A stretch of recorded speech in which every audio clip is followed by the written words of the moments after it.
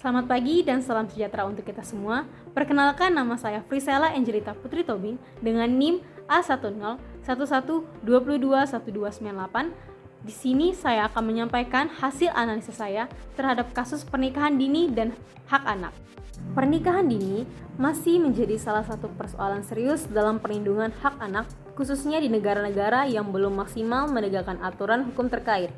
Kasus Rina, anak berusia 13 tahun yang dipaksa menikah dengan seorang pria dewasa berusia 35 tahun karena alasan ekonomi, merupakan gambaran nyata bagaimana pernikahan anak seringkali menjadi jalan pintas keluarga miskin untuk keluar dari tekanan ekonomi. Tindakan ini membawa dampak buruk bagi si anak di masa depan, terutama dalam hal kesehatan, pendidikan, dan keselamatan jiwa.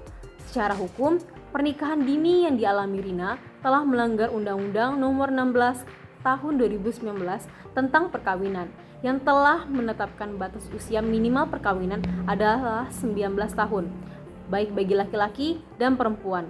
Pernikahan Rina di usia 13 tahun secara otomatis merupakan perkawinan yang cacat hukum dan dapat dibatalkan di pengadilan.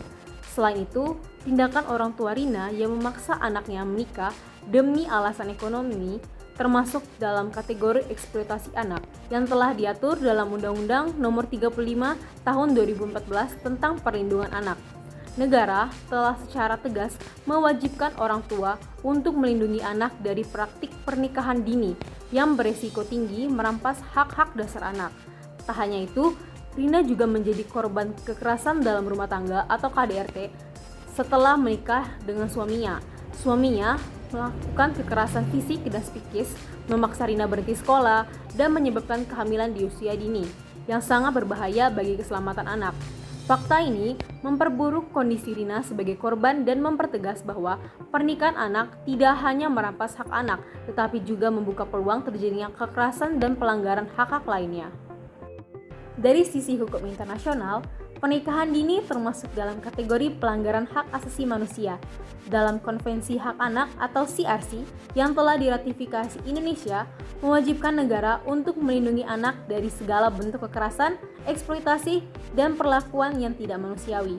Begitu pula dengan Konvensi Penghapusan Segala Bentuk Diskriminasi Terhadap Perempuan atau CEDAW, yang secara tegas melarang pernikahan anak sebagai bentuk diskriminasi terhadap perempuan. Penyelesaian kasus ini harus dilakukan secara komprehensif. Langkah pertama yang harus diambil adalah mengajukan permohonan pembatalan pernikahan ke pengadilan karena secara hukum pernikahan ini tidaklah sah. Kedua, proses hukum harus berjalan untuk menjerat suami dan kedua orang tua Rina atas dugaan tindak pidana kekerasan dan eksploitasi anak. Negara wajib memberikan perlindungan penuh kepada Rina dengan memastikan pemulihan fisik dan psikologis serta mengembalikan haknya untuk bersekolah. Selain itu, kasus ini menjadi pembelajaran penting bahwa penanganan pernikahan anak tidak cukup hanya dengan regulasi saja, tetapi harus diiringi dengan penguatan edukasi dalam lingkungan masyarakat. Masyarakat harus diberikan pemahaman bahwa pernikahan anak berdampak buruk tidak hanya bagi anak itu sendiri, tetapi juga bagi keluarga dan masa depan bangsa. Negara harus memperkuat pengawasan hingga desa dan memberikan sanksi tegas kepada pelaku. Juga, program pemberdayaan ekonomi keluarga perlu digencarkan agar kemiskinan tidak lagi jadi alasan menikahkan anak. Selain upaya hukum dan edukasi, penting pula bagi negara dan masyarakat untuk membangun sistem perlindungan anak yang lebih kuat.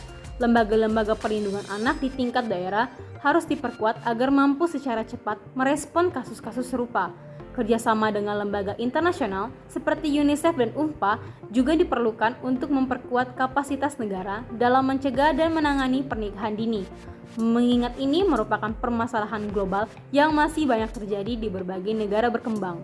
Pada akhirnya, kasus Rina merupakan contoh nyata bahwa pernikahan anak bukan hanya soal hukum, tetapi juga soal moral dan kemanusiaan. Memaksakan seorang anak perempuan yang masih berusia 13 tahun untuk menikah dengan seorang pria dewasa sama saja merampas haknya untuk hidup, belajar, dan meraih masa depan yang lebih baik. Negara harus benar-benar hadir dan berpihak kepada korban, bukan membiarkan budaya atau alasan ekonomi dijadikan dalih untuk mengorbankan masa depan generasi muda. Sekian dari saya, terima kasih.